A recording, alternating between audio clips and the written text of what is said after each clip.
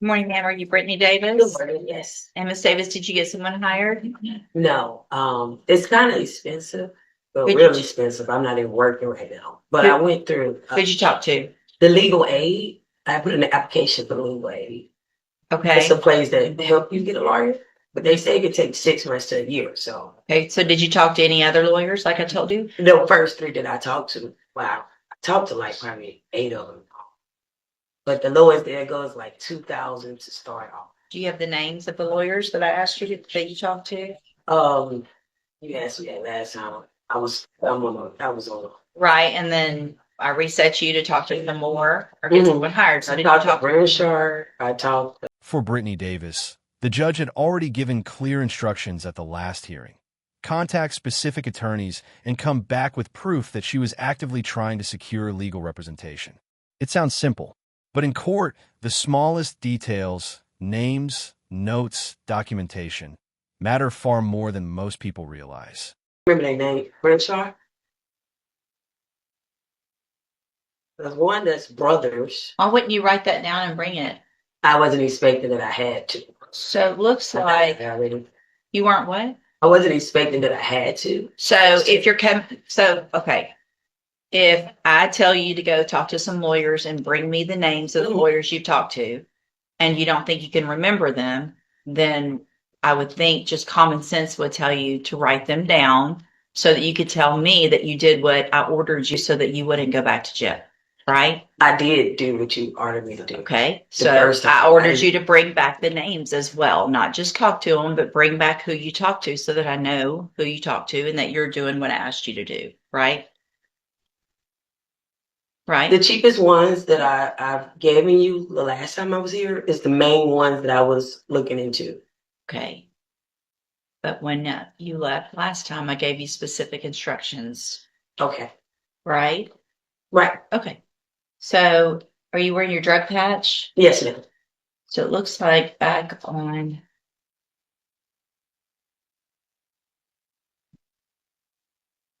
so you tested positive since you've had that drug patch on for methamphetamine. What is that? Yep. What does that mean?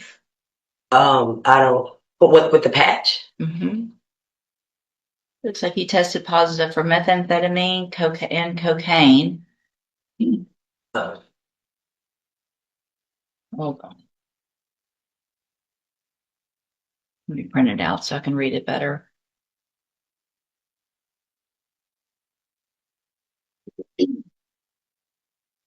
So last time you were in here, you had an issue because you had showed up with your drug patch in your hand, so they couldn't test it.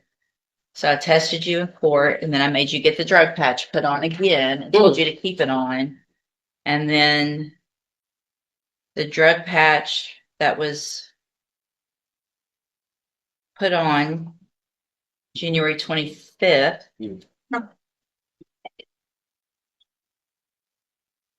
which was the day before that court date. So you had one on, you had taken it in, you put it on, tested positive for methamphetamine and cocaine. Have a seat in the jury box. I'm going to have you tested this morning, and then I'll decide what to do.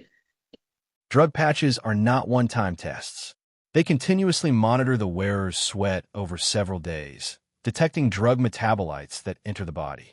If illegal substances appear in the results, courts generally treat that as strong evidence of drug use during the monitoring period. And according to the report the judge is reviewing, the patch shows positive results for methamphetamine and cocaine. Thanks.